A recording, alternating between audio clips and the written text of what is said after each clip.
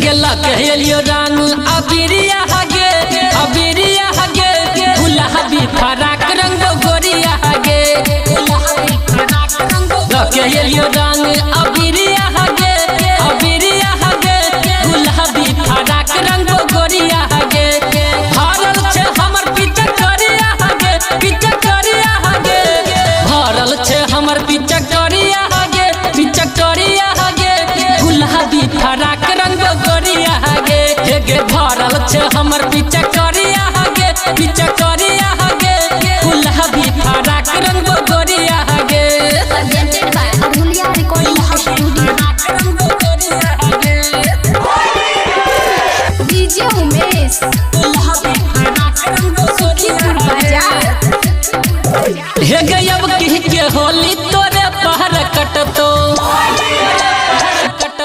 हे गई अब की के होली तोरे पहर कटतो थोड़ा डीजे बहला तोरे महगे सटतो लग में आना धरे दही बाजा तनी तनी हम ले बऊगे माजा हे गे छही बेजोर तू छोड़िया हगे गुलाबी फराक रंग गोरिया हगे हे गे लोक हेलियो रंग अबीरिया हगे रंग बो फराक तोहर गोरिया हगे रंग बो फराक तोहर गोरिया हगे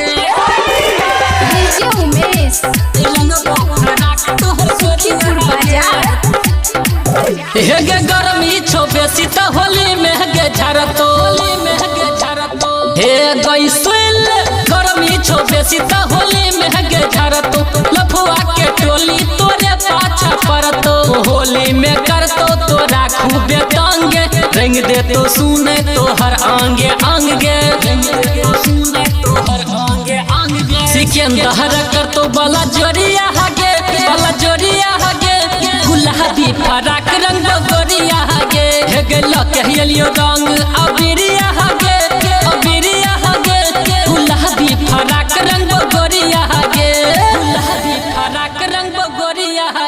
Presented by Adhulia Recording Studio.